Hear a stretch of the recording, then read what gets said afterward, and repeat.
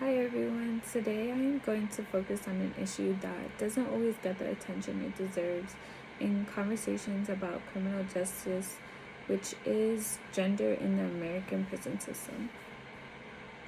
When we picture prisons, most of us imagine a system that was designed for men.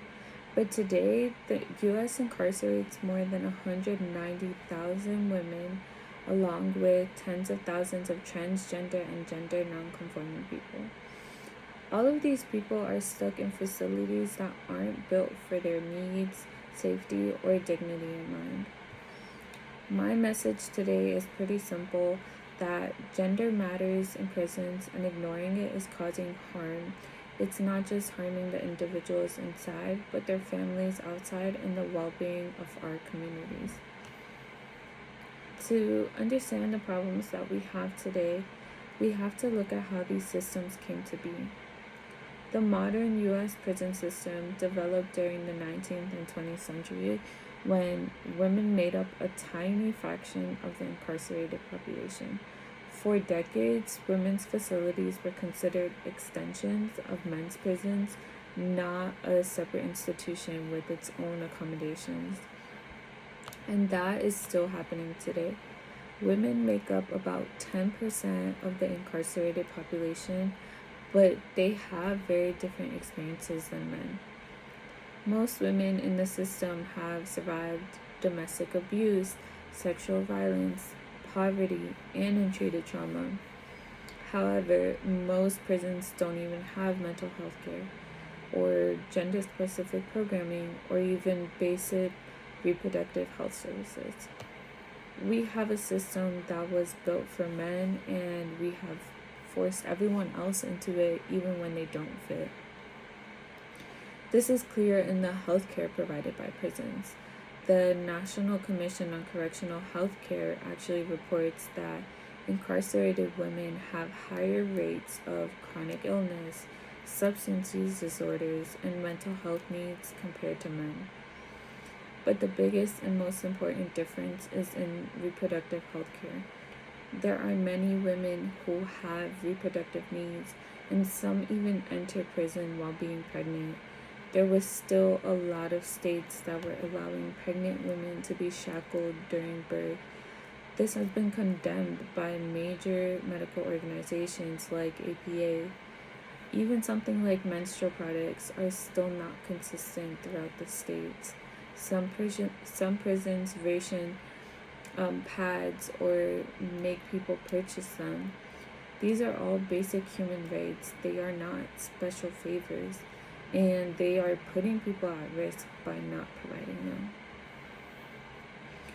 Gender in prisons also includes the experiences of transgender and gender nonconforming people, who usually face the harshest conditions. According to the Bureau of Justice Statistics, transgender inmates are sexually assaulted at 10 times the rate of the general prison population. In many cases, they are placed in solitary confinement for protection, even though long-term isolation can cause psychological harm. Housing policies also vary across the country, and they depend on each state. Some states place trans people according to gender identity, but some of them place them depending on sex assigned at birth, and they don't consider the risk when they do that.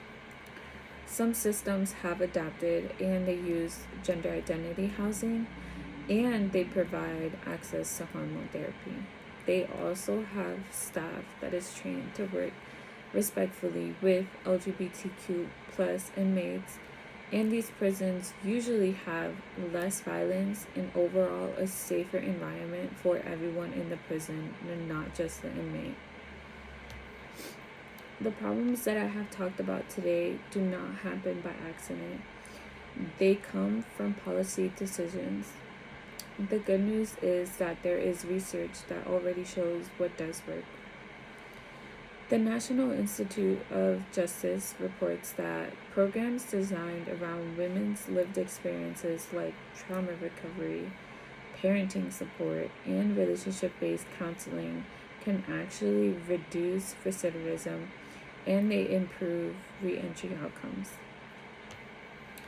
Reform efforts should continue to focus on issues like this, like free and unlimited menstrual products, prenatal and postnatal care, a nationwide ban on shackling pregnant people, and access to contraception and abortion where it's legal. They should also make an effort to change housing placements to be based on gender identity so that there is guaranteed access to hormone therapy and staff that is actually trained, and a ban on using solitary confinement as a form of a protection. These policies can actually reduce violence and legal liability for prisons while creating a safer environment. There should also be consideration of an alternative to incarceration. Many women and LGBTQ plus people are incarcerated for nonviolent offenses that are tied to poverty, addiction, or survival strategies. Community-based treatment programs consistently produce better outcomes at a lower cost than incarceration. However, there are still some critics who argue that gender responsive reforms give special treatment and it makes them tailor conditions to specific populations. They believe that prisons should trust everyone the same, and that is basically them assuming a one-size-fits-all model.